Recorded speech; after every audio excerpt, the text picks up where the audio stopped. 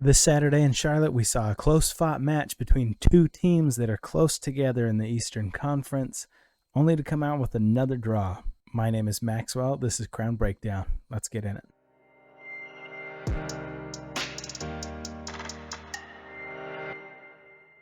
A win in this matchup against DC would have seen Charlotte move up the table. However, with the draw, Charlotte stays right where they are. With Kopetti and Swiderski back in the lineup, we saw a little bit different of a look in build-up attack going forward.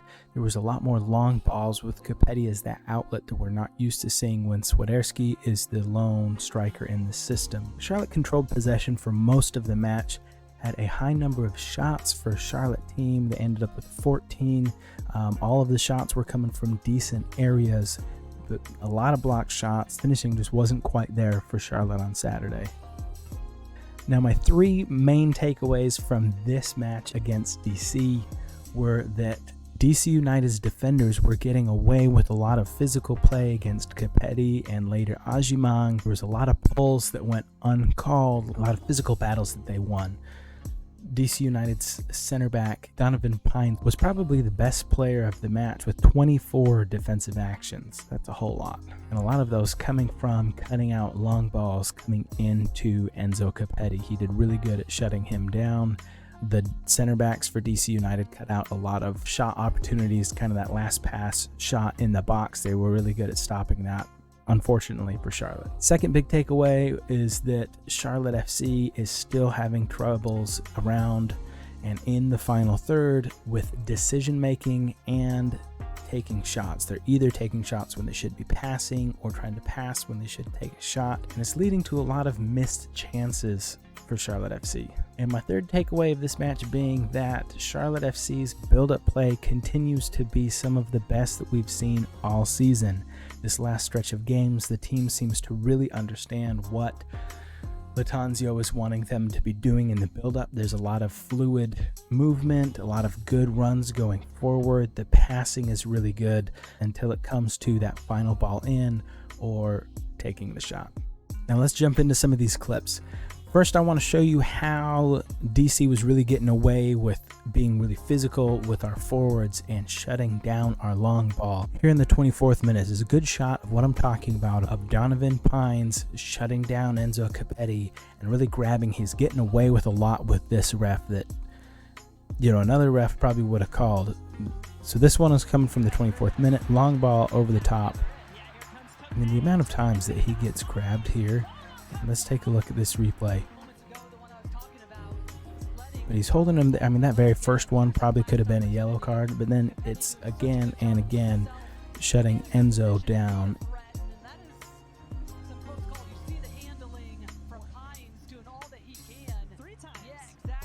In the 38th minute here, this comes again, and it's another long ball forward into Kopetti that he just can't get on the ball because Donovan Pines is doing a really good job of holding him to where he can't get to it. No fouls being called. That's just how the ref wants to call this game. Pines is doing a really good job of continuing doing that to shut down Charlotte's play. Even when Patrick Ajimang comes in, he's doing the same thing. He can't get on the long balls to help that build-up play when DC's center backs are being so physically aggressive.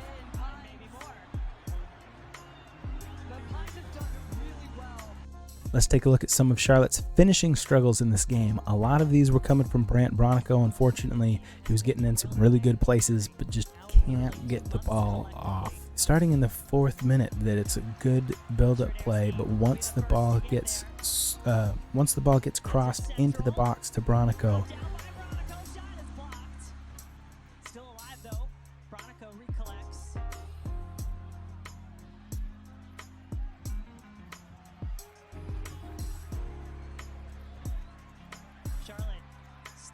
it's a good cross from Bender, Kopetti, and Bronico, missing the header. It rolls around back out. Bender takes a shot just wide. I mean, that ball's in a really good area there. Somebody needs to be finishing this.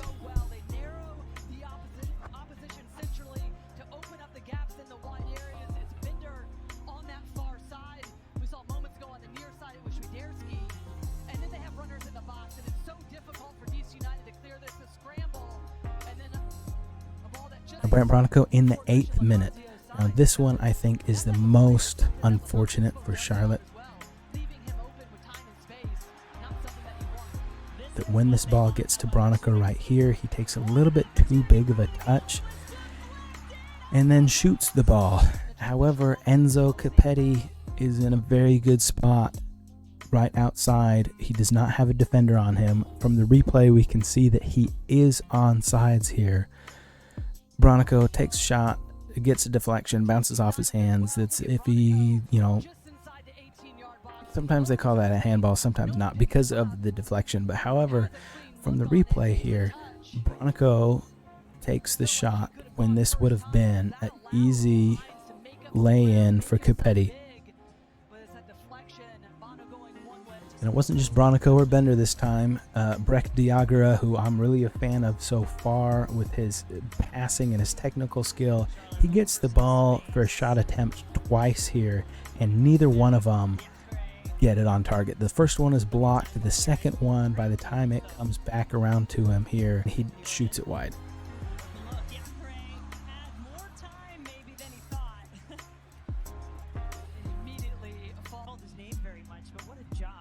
And then here in the 92nd minute, we've got another good chance here that Vargas has the ball. Jusviak, far side of the area, is losing his defender here. That this cross needs to be much better. Even a floated one to the middle to our field may buy some space. But I mean, this cross just goes straight off of Urinen. Not to Patrick Ajimang, not to Arfield, not to Jusviak. It needs to be, that final ball needs to be better. Now, while the finishing has been awful for Charlotte lately, the build-up play has been really good. So let's take a look at that here in the 28th minute. Unfortunately, this ends with another poor finishing chance. But let's just watch this build-up here.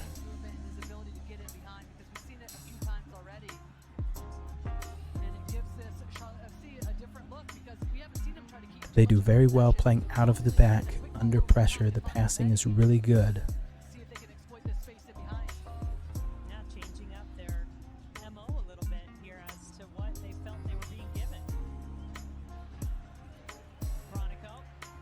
This is great possession play. The passes are really good. Players are making the forward runs. Everybody's getting involved.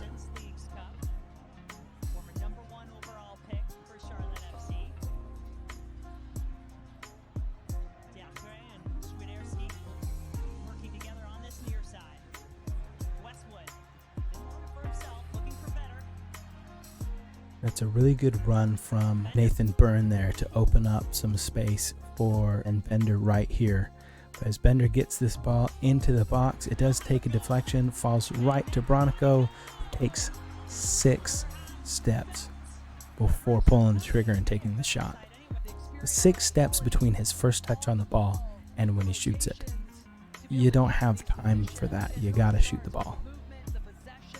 In the 36th minute, here's another good build-up opportunity here that ends with another poor chance. That Charlotte has been really good at keeping possession of the ball in tight spaces, just like right here. And then they play it out wide.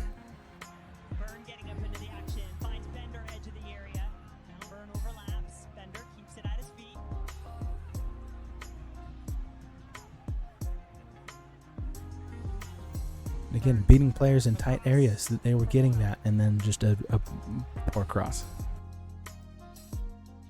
Here's my last one of Charlotte's build-up being really good in this game, but ending with poor finishing.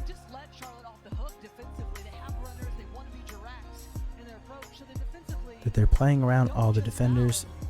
Players have time, they have space. There's a lot of good runs being made forward here. See, and that pass was a little bit slow, but other than that, you know, the ball is getting into dangerous areas. The finishing is just not there. And like I said earlier in this video, DC was doing a really good job of cutting out the final pass or the final ball in this game. Now on to player ratings. Again, this is rating from F to A, C being an average performance. I'm just going to go through a couple of the big standouts as far as highs and lows and let it play through with some highlights of the rest of the ratings. Work on being really good with his feet as well.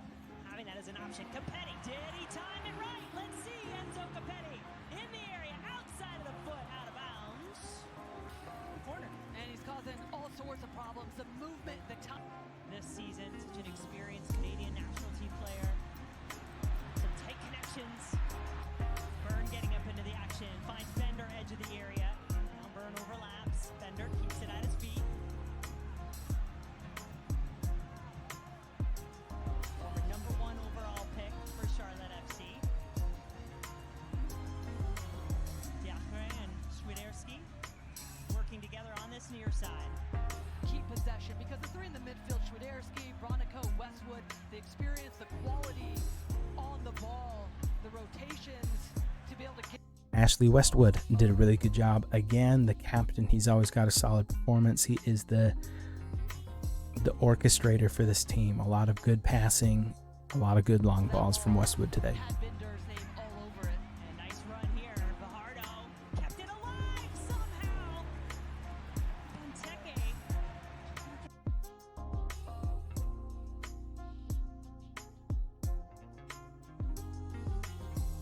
Adilson Malando was our best defender on the day. He won a lot of duels, had a lot of clearances at keeping that long ball away from Christian Benteke. Teams are just flying down the field. Bounces.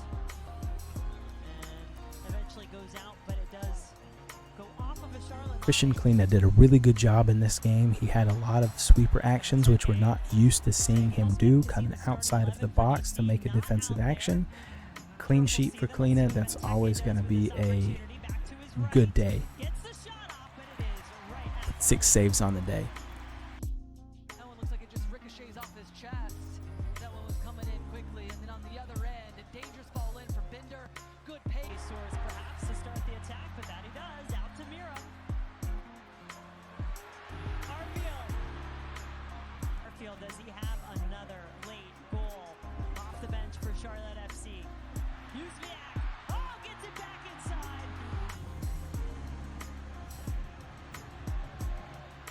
Some arm wrestling going on up there with those two.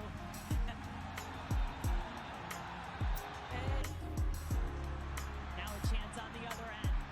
Speeding into the area, out it will go. Corner kick, no. This is Crown Breakdown. We'll see you on the next one.